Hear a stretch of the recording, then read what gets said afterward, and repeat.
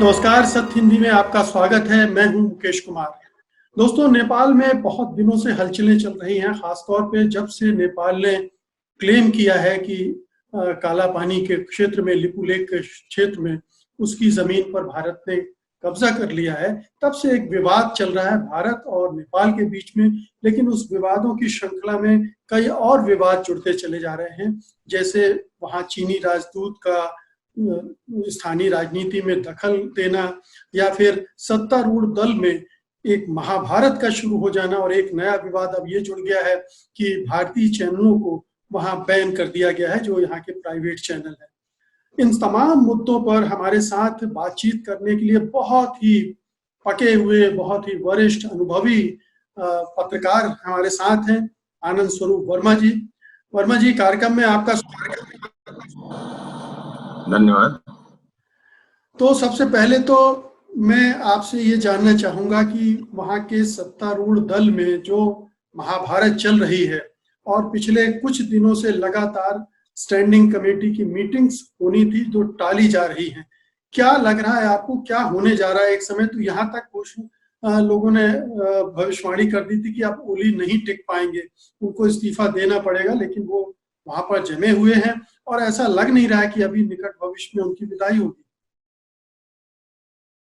हाँ, ये बहुत दुर्भाग्यपूर्ण है नेपाल के संदर्भ में, क्योंकि नेपाल के आज जो वहाँ की सत्ताधारी पार्टी जो है, जो नेपाल कम्युनिस्ट पार्टी है, उसके पांचों शीर्ष नेताओं को अगर देखें, जिसमें ओली जो खुद प्रधानमंत्री हैं, प्रचंड, झलनाथ खनाल, माधव नेपाल, ये सारे लोग पूर्व प्रधानमंत्री हैं, और वामदेव गौतम। ये मई से ही जो सतह पर चीजें दिखाई दे रही हैं, मई के बिल्कुल पहले हफ्ते से ही, तो उससे जनता के अंदर एक बहुत पूरी राजनीति के प्रति एक अजीब वितृष्णा पैदा हो रही है कि ये लोग, इतने शीर्ष नेता जो पार्टी के हैं, वो सत्ता संघर्ष में लगे हुए हैं, जबकि देश के सामने बहुत सारी समस्याएं हैं। और कम्युनिस्ट पार्टी के होने के बावजूद कोई वैचारिक आधार नहीं है इनके संघर्ष का, ये बात तो सही है। और लेकिन अभी प्रचंड और ओली के बीच में जो बिल्कुल एक लगभग 36 का आंकड़ा जो तैयार हो गया है, उसके पीछे ओली की हठधर्मिता और प्रचंड के अंदर भी थोड़ा सा एक जो उम्मीद की जाती थी कि एक राजनीतिक परिपक्वता इस समय प्रदर्शित करनी चाहिए, उसका अभाव दिखाई दे रहा है मुझे। प्रचंड का आग्रह है कि ओली जड़ में क्या है वर्मा जी? ये जो महाभारत चल रही है, सत्ता संघर्ष चल रहा है, इसकी जड़ में क्या है?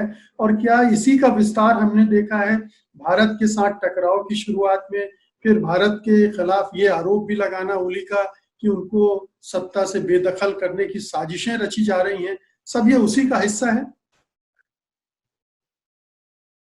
देखिए, जड़ में अगर जाएंगे तो नेपाल की राजनीति एक नए संक्रमण के दौर से गुजर रही है। जैसे अब तक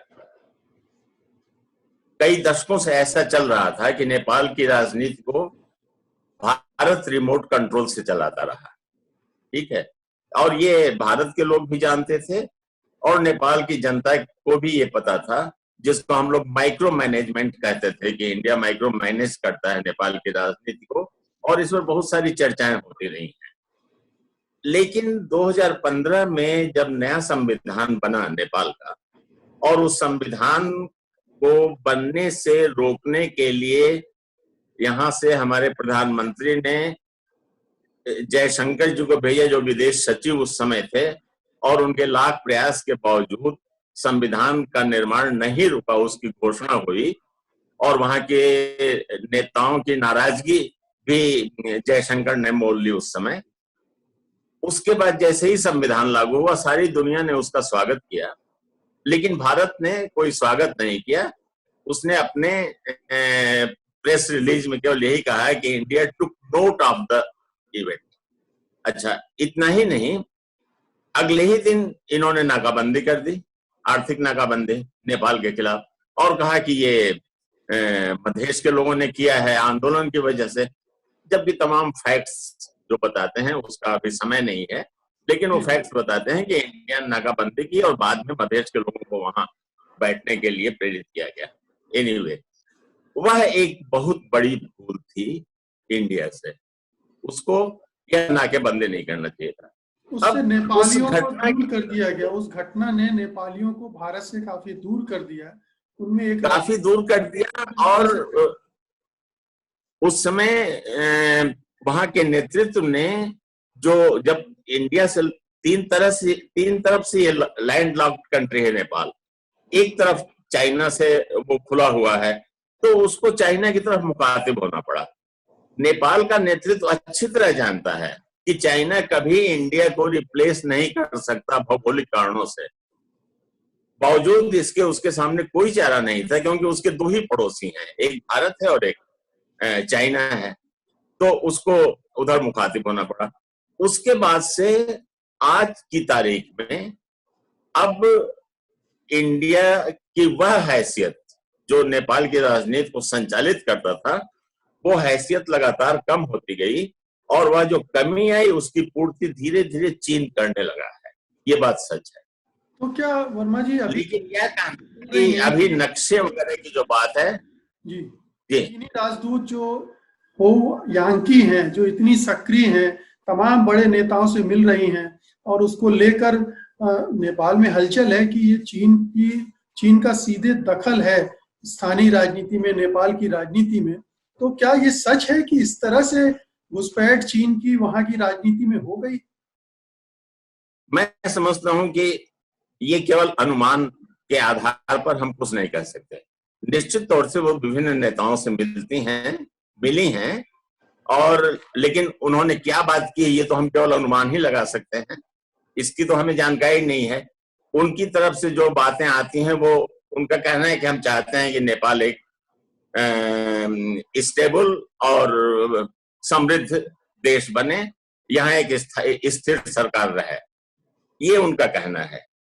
अच्छा, अब नेपाल उनके BRI का पार्टनर है, बेल्ट एंड रोड इनिशिएटिव, जो पहले वन बेल्ट वन रोड वो था, उसका पार्टनर है। इंडिया तो नहीं है चीन के BRI का पार्टनर, लेकिन नेपाल बाकायदा उसका पार्टनर है। दूसरी बात ये कि इस समय देखिए मुकेश जी, समझना यह है कि नेपाल की राजनीति अब केवल भारत और चीन के बीच की नहीं रह गई है, इसमें एक तीसरा एलिमेंट घुस गया जो अमेरिका है। अब तक ये लगता था कि इंडिया अमेरिका की प्रॉक्सी के तौर पर काम करता है, लेकिन अब धीरे धीरे अमेरिका खुद उस अखाड़े में कूद चुका है। ये मैं इसलिए कह रहा हूं कि अब से 1.5 साल पहले वहां के विदेश मंत्री प्रदीप ग्यावाली को अमेरिका के विदेश मंत्री ने अपने देश में बुलाया और इंडो पैसिफिक स्ट्रेटेजी पर चर्चा की। उसके बाद अमेरिका की तरफ से लगातार इस तरह की खबरें प्रसारित होते रही ऑफिशियली कि नेपाल जो है हमारे इंडो पैसिफिक स्ट्रेटेजी का पार्ट बन गया है। और साथ ही प्रदीप ग्यावाली ने 3 मौके पर संवाददाता सम्मेलन करके काठमांडू में बताया कि हम इंडो पैसिफिक स्ट्रेटेजी के पार्ट नहीं हैं। अगर अमेरिका यह कह रहा है तो गलत कह रहा है। हमारी जरूर बातचीत हुई थी विदेश मंत्री से इस मसले पर, लेकिन हम उसके पार्ट नहीं हैं। इतना ही नहीं, अभी 2019 में वहां के डिफेंस रक्षा मंत्रालय ने अमेरिका के जो पुस्तिका छापी है इंडो पैसिफिक स्ट्रेटेजी पर, जो अगर आप नेट में ढूंढेंगे वो मिल जाएगी पुस्तिका, उसमें पेज 36 या 37 पर बाकायदा उन्होंने ये लिखा है कि नेपाल इंडो पैसिफिक स्ट्रेटेजी में शामिल हो रहा है, हो गया है नहीं हो रहा है। तो अभी ये जो खींचतान चल रही है, ये इसको जब तक हम ग्लोबल पर्सपेक्टिव में नहीं देखेंगे नेपाल की राजनीति को नहीं समझ पाएंगे। इसमें एक चीज और आई थी अभी कि एक आर्थिक मदद भी अमेरिका से ली गई थी, उस पर भी क्वेश्चन किया जा रहा वहां।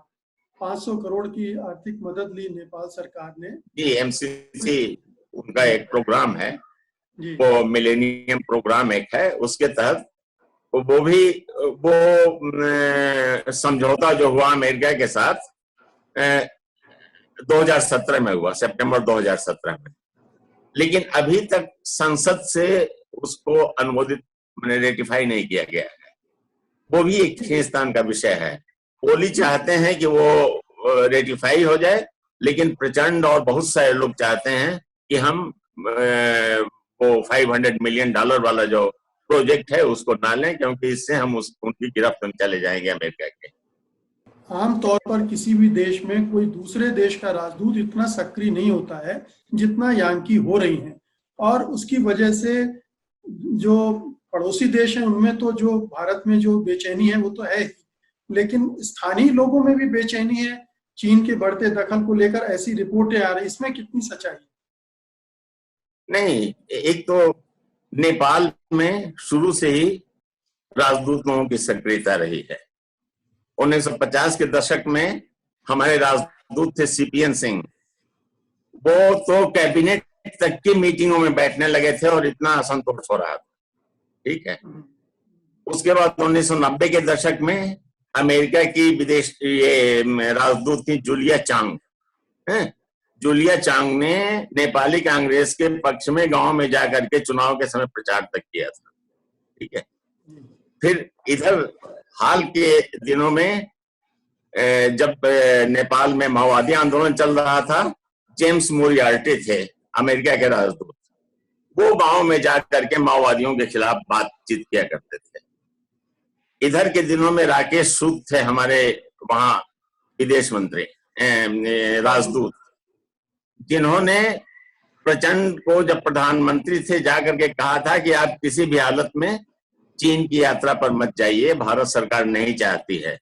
इतना ही नहीं, उन्होंने कहा था कि अगर आपने रुकमंदन कटवाल को, जो सेनाध्यक्ष था, अगर बर्खास्त किया तो हम आपकी सरकार को नहीं चलने देंगे। ये राकेश सूद का कहना था, और प्रचंड ने कटवाल को बर्खास्त किया और उनकी सरकार गई।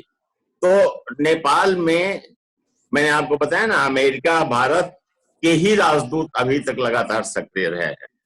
ये पहली बार है कि चीन की राजदूत की थोड़ी सक्रियता दिखाई दे रही है, लेकिन अभी इसको लेकर के जनता में ऐसा कोई असंतोष नहीं है।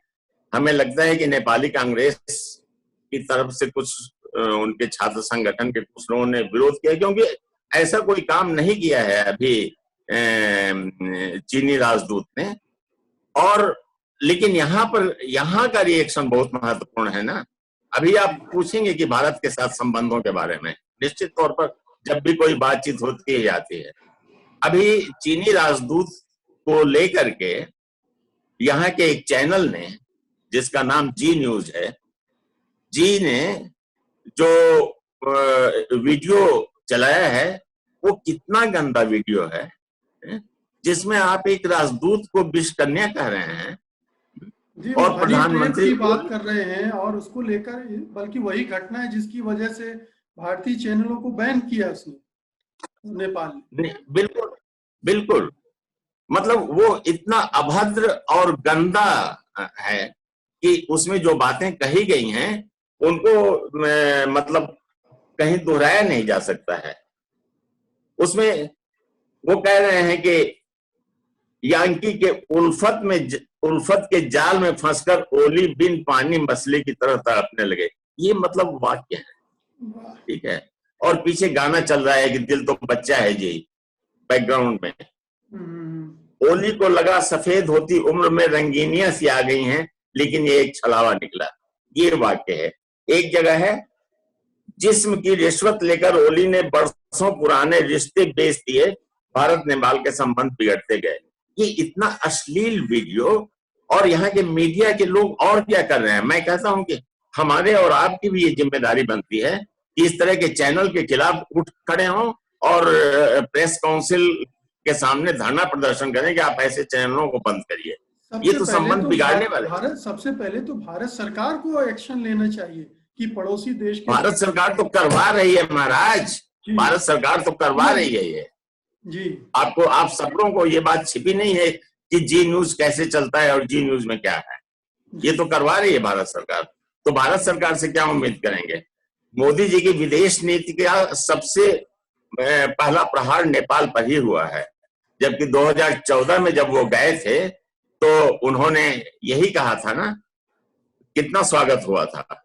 जी बिल्कुल। और लेकिन 2014 के बाद लगातार जिस तरह से उन्होंने कोशिश कि उसको अपने एक पॉकेट की तरह से इस्तेमाल करें, उसका लोन देखिए, आज वो जमाना नहीं है। आज नई पीढ़ी है, वो ये सब भावुकता में नहीं आती है कि रोटी बेटी का संबंध है और हम तुमको पाल रहे हैं और तुम हमारे ऊपर पल रहे हो।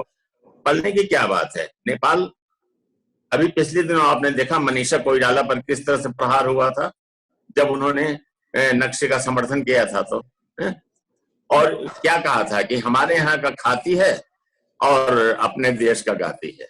ये इस तरह के सेंटेंसेस चैनल पर सुनाई दे रहे थे एंकर्स के जरिए, खासतौर से एबीपी न्यूज और जी न्यूज। अब नेपाल की जनता इन चीजों को पसंद नहीं करती है। नेपाल की जनता अब जो नई पीढ़ी है वो अपने को दरबान की हैसियत में नहीं देखना चाहती है। बिल्कुल बिल्कुल। तो और एक चीज और मैं बता दूं, जो भ्रम है लोगों को कि रेमिटेंस की, अगर आप इसकी रिजर्व बैंक ऑफ इंडिया की रिपोर्ट देखें, 2017 की रिपोर्ट ही देखने से पता चलेगा, इंडिया से नेपाल को जो रेमिटेंस हुआ है वह 1 पॉइंट समथिंग बिलियन डॉलर है, ठीक है। और वहां से जो हुआ है वो 3 पॉइंट समथिंग बिलियन है। तो इतना फर्क है रेमिटेंसेस का। ऐसा नहीं है कि इंडिया के पैसे पर नेपाल पल रहा है। इसीलिए प्रदीप ग्यावाली ने, जो विदेश मंत्री हैं, जब केपी ओली की भारत यात्रा हुई थी उससे 2 दिन पहले उन्होंने एक इंटरव्यू में कहा था कि हमें भारत के साथ जो संबंध हैं उनको रीडिफाइन करने की जरूरत है। अब वो नैरेटिव नहीं चलेगा जो बरसों से चलता आ रहा है। जी वर्मा जी, अब बताइए कि अब वहाँ क्या होने जा रहा है? ये सत्तारूढ़ दल की जो महाभारत वो थमेगी? क्या रास्ते ढूंढे? क्या चल रहा है? नहीं, अभी मुझे तो लग रहा है कि अभी एक युद्ध विराम जैसी स्थिति हो गई है और स्टैंडिंग कमेटी की मीटिंग, स्थायी समिति की बैठक लगातार टलती रही है, इसमें कोई शक नहीं। और अब तो लंबे समय के लिए टल गई है, हफ्ते 10 दिन के लिए। लेकिन कोई न कोई वो लोग रास्ता निकाल लेंगे। और पार्टी नहीं टूटेगी। लेकिन सेकेंड रैंक की जो लीडरशिप है, जो 5 हमने शीर्ष नेतृत्व बताया, उसके अलावा उनकी सेंट्रल कमेटी, स्टैंडिंग कमेटी में तो ठीक है, 44 में से तकरीबन 30 लोग इस पक्ष में हैं कि ओली जी इस्तीफा दें। अच्छा, ओली जी को दोनों में मांगों में से कोई न कोई मांग पूरी करनी पड़ेगी। जैसे अभी सह अध्यक्ष हैं, प्रचंड भी हैं, ओली भी हैं पार्टी के, और ओली प्रधानमंत्री भी हैं। मांग ये थी, पहले तो प्रचंड की यह मांग थी कि जो तय हुआ था, एक अंडरस्टैंडिंग बनी थी कि 2.5 साल ओली प्रधानमंत्री रहेंगे, 2.5 साल प्रचंड प्रधानमंत्री रहेंगे, उसको माना जाए। फिर एक पार्टी के लोगों ने एक समझौता किया आपस में मिलके कि नहीं, ठीक है, प्रचंड जी कार्यकारी अध्यक्ष रहें और ओली जी केवल प्रधानमंत्री रहें और 5 साल तक रहें। लेकिन दोनों में से किसी को ओली ने नहीं स्वीकार किया। इसकी वजह से प्रचंड अपनी फिर उस पुरानी मांग पर आ गए हैं कि ओली दोनों पदों से इस्तीफा दें। लेकिन मुझे लगता है कि इसमें ओली अध्यक्ष पद से शायद इस्तीफा दे दें और तब तक, जब तक पार्टी के अधिवेशन नहीं होता है, तब तक के लिए प्रचंड पूर्ण रूप से अध्यक्ष रहेंगे। दूसरी सूरत ये भी हो सकती है, अगर बहुत दबाव पड़ा लोगों का, कि ओली प्रधानमंत्री पद से इस्तीफा दे दें और अध्यक्ष बने रहें। मतलब ओली को दोनों में से कोई ना कोई एक मानना ही पड़ेगा। अगर ऐसा नहीं मानेंगे तो पार्टी की एकता नहीं रहेगी, और पार्टी की एकता के लिए सब लोग बहुत प्रयत्नशील हैं, इसीलिए एक लंबा गैप दिया है अभी स्थायी समिति की बैठक के लिए, ताकि थोड़ा सा सोचने का दोनों नेताओं को मौका मिले और किसी उत्तेजना में कोई निर्णय न लें। अब मेरा अंतिम सवाल है कि भारत के साथ रिश्तों के मामले में क्या हो सकता है, दोनों देश में क्या कुछ सोच के स्तर पर अब बदलाव आ रहा है, कुछ ठंडापन आ रहा है, या अभी ये इस तरह से चलेगा, ये जो टकराव का सिलसिला चल रहा है वो जारी रहेगा अभी? देखिए, ऐसा कोई विवाद नहीं है जो बातचीत के जरिए हल ना हो। ये काला पानी वाला भी जो मामला है ना, ये बहुत दिनों से, बल्कि 2 साल पहले जब ओली जी आए हुए थे, उस समय भी नेपाल के एक चैनल ने मुझे इंटरव्यू किया था और मैंने कहा था कि काला पानी, सुस्ता, ये सब जो विवाद है, खासतौर से डोकलम के बाद, इन विवादों को फौरन हल कर लेना चाहिए बातचीत के जरिए, नहीं तो एक दिन ये बहुत बड़ी समस्या का रूप लेंगे। ये मैंने 2 साल पहले कहा था और पहले भी मैं लिखता रहा हूं। काला पानी का मामला ऐसा है ही नहीं जो हल ना हो, लेकिन भारत जब तक अपने माइंड सेट को नहीं बदलेगा, यह जो रूलिंग क्लास यहाँ का, ये केवल मोदी जी तक और भाजपा तक सीमित नहीं है, मैं पूरी रूलिंग क्लास का कह रहा हूं, क्योंकि इनको तो आए अभी 6 साल हो रहे हैं। काला पानी की समस्या आज की थोड़ी है, तो 1952 से चल रही और 69 के बाद से ज्यादा प्रकट रूप में हुई है, जब से 62 में चीन के साथ लड़ाई हुई। लेकिन इनके सैनिक तो वहां पर काला पानी से ऊपर जो टिंकर बेस है, टिंकर बेस में वो वहां तैनात थे। जिस समय 52 में मातृका प्रसाद कोइराला जब वहां के प्रधानमंत्री थे, उन्होंने भारत से 18 चेक पोस्ट बनाने के लिए मदद मांगी थी, क्योंकि तिब्बत को चीन ने अपने में ले लिया था और उनको लग रहा था कि अब कम्युनिज्म जो है नेपाल होते हुए इंडिया की तरफ आएगा, बल्कि इसीलिए सड़क भी नहीं बनने दी भारत ने कई बार। और बल्कि राजा महेंद्र की एक बड़ी दिलचस्प टिप्पणी उस समय की है, जब सड़क बनने का विरोध कर रहे थे भारत के लोग, राजा महेंद्र ने भारत को इंगित करके कहा एक मीटिंग में, जिसमें भारतीय राजदूत बैठे हुए थे, कि यह भ्रम नहीं पालना चाहिए कि कम्युनिज्म टैक्सी पर बैठ करके आएगा, उसके लिए सड़क की जरूरत नहीं होती है। बहरहाल मामला केवल यह है कि अगर बैठ करके बातचीत करें, अपने बड़े देश होने के अहंकार से थोड़ा सा मुक्त होकर के, छोटा देश है, उसकी प्रभुता छोटी है, एक थोड़ा उदार दिमाग में भरा हुआ है कि हम बड़े भाई, वो जो अमेरिका दुनिया भर में चौधराहट करता है, हम अपने पड़ोसी उसी तरह की चौधराहट चाहते हैं, उससे मुक्त होना पड़ेगा हमारे। उससे मुक्त होकर के अगर बैठ के बातचीत करें तो नेपाल हो सकता है कि काला पानी पर, अगर उसको लगे कि हाँ काला पानी इनके लिए बहुत ही स्ट्रेटेजिकली इंपॉर्टेंट है, तो नेपाल कह दे कि ठीक है आप काला पानी ले लीजिए। लेकिन कल तक आप कह रहे थे कि काला पानी पर बातचीत होगी, मतलब आई.के. गुजराल जब प्रधानमंत्री थे उस समय से लेकर, और 2014 में नरेंद्र मोदी जब गए हुए थे नेपाल, तब तक जितने प्रधानमंत्री आए हैं या जितने विदेश मंत्रियों की यात्रा हुई और जो संयुक्त विज्ञप्तियां जारी हुई हैं, उसमें यही कहा गया है कि एक टेक्निकल कमेटी बनी हुई है जो काला पानी विवाद पर बातचीत करेगी। इसको हल करना है, बातचीत के जरिए ही हल हो सकता है। बहुत बहुत शुक्रिया वर्मा जी, इस नेपाल की जो सिचुएशन बन गई है और जो भारत के साथ टकराव चल रहा है, वहाँ की जो अंदरूनी राजनीति है, उसके बारे में इतनी सारी जानकारियां देने के लिए, हमारी समझ को बढ़ाने के लिए आपका बहुत बहुत शुक्रिया, धन्यवाद।